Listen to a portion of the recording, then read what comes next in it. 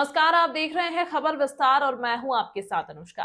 करीब 1200 आउटसोर्स कर्मचारी, ward boy, सफाई कर्मी और अन्य स्टाफ काम पूरी तरह ठप कर चुके हैं।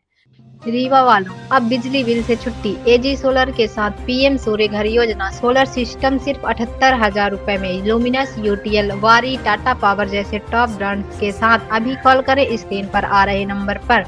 एजी सोलर यूनियन बैंक के पास, सिरमौर चौराहा, रीवा। लोगों का 2 महीने से वेतन नहीं मिली है, 11 महीने का एरियस नहीं मिला है, इसलिए हम लोग यहाँ एकत्रित हुए हैं। क्या डिमांड लेकर खड़े हैं? आप लोगों को एरियस नहीं मिल रहा है। इससे पहले भी आप लोगों ने एक बार और हड़ताल की थी, बार बार ऐसी समस्याएं आ रही। झूठा आश्वासन दिया जाता है कि कल आ जाएगा, परसों आ जाएगा, 10 बजे आ जाएगा, 12 बजे आ जाएगा। ऐसे तैसे आज 30 तारीख हो गई, हम लोगों की पेमेंट नहीं आ रही है। हम लोगों के पास बड़ी समस्याएं चल रही हैं। वेतन न मिलने के कारण हम लोग बिल्कुल परेशान हैं। लगभग कितने कर्मचारी प्रभावित हैं? इससे 1200 समथिंग हैं।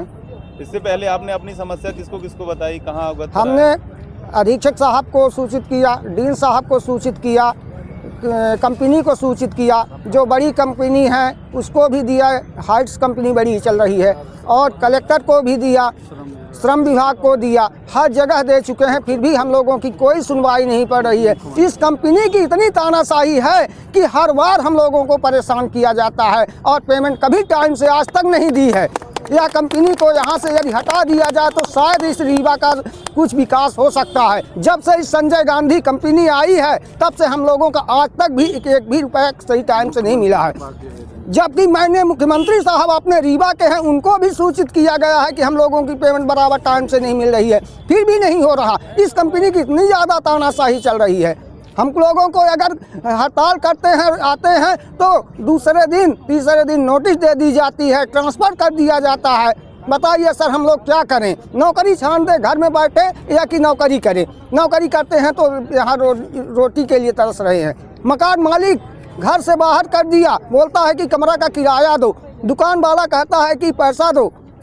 कहाँ से हम लोग पाएँ? घर वाले इतने बड़े आदमी नहीं हैं कि हम यहाँ से करें। हमारी माँ बहन जो यहाँ काम कर रही हैं, लेकिन बाथरूम धुल रही हैं, बाडारा का काम कर रही हैं, वो बेचारी आज एक पैसे के लिए तरस रही हैं।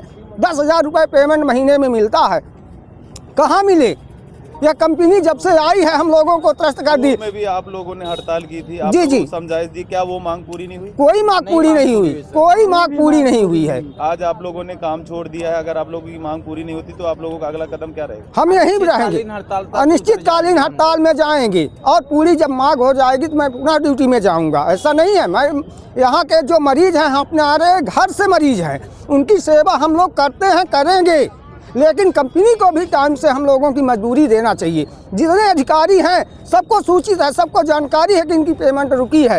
तो कंपनी की जो है इतना तानाशाह है कि अधिकारियों की बात नहीं मान रही है। अधीक्षक साहब, डीन साहब, सीएमओ साहब सब उनको सूचित कर चुके कि इनको पेमेंट क्यों नहीं दे रहे हो, जबकि मेडिकल कॉलेज ने पूरा पैसा उनको दे चुका है। कर्मचारियों का कहना है कि लंबे समय से वेतन नहीं मिला, जिससे घर चलाना मुश्किल हो गया है।